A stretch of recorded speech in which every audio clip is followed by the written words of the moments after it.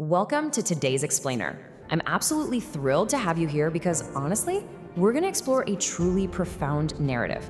Today, we're looking at a famous spiritual story that's been passed down through generations. It's this brilliant account of faith, unseen guidance, and how the universe sometimes works in ways we can't even begin to comprehend. Together, we're going to break down the exact sequence of events and the deep philosophical takeaways from our source material. Trust me, by the end of this, you are going to look at the concept of asking for help in a completely different light. So, I want you to start by asking yourself this. Have you ever been guided by an unseen force? Have you ever felt this inexplicable pull to do something or go somewhere without really knowing why? Hold on to that feeling, because we're taking a trip back in time. Imagine the quiet, pre-dawn streets of ancient Baghdad. The city is completely asleep. It's pitch black, silent, and just entirely still. This is the exact setting for the incredible true story of a highly revered saint and scholar named Junaid Baghdadi. Okay, let's dive straight into section 1, a mysterious dream. Picture this: Junaid Baghdadi is sound asleep when he's suddenly plunged into this vivid, mysterious dream. A voice calls out to him with a super clear command: "Arise, O my servant, and help one of my servants." Imagine hearing that. Junaid, with immense respect and definitely a bit of awe, asks the obvious question: "O Lord, where do I find him?" And the answer he gets is incredibly cryptic. The voice simply tells him to get up, get on his mount, his riding animal, and just let it go. He's told that wherever the animal stops on its own, that is exactly where he's going to find this person in need. Moving right along to section 2, Journey on Unknown Paths. Now, Junaid doesn't just brush this off as some weird late-night dream, right?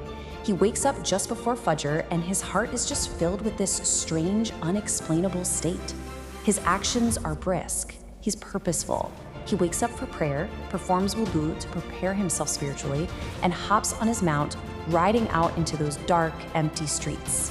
He is literally following divine signals until suddenly his mount comes to a dead stop, right at the door of a mosque. Which brings us to section 3, meeting in the mosque. He steps inside the quiet mosque, and he's just stopped dead in his tracks. There's a man collapsed on the floor, weeping bitterly, pleading, "O Allah, ease my difficulty. Forgive my slips. Have mercy on my condition." Watching this raw, intense desperation, Junaid instantly realizes this is the guy. This is the person he was sent to find. So he reaches into his pocket, pulls out 100 dinars, and quietly places this pretty substantial amount of money right on the floor in front of the crying man. Now, what's really fascinating here is the stark contrast in what happens next. On one hand, you have Junaid offering these 100 dinars as an immediate, worldly solution.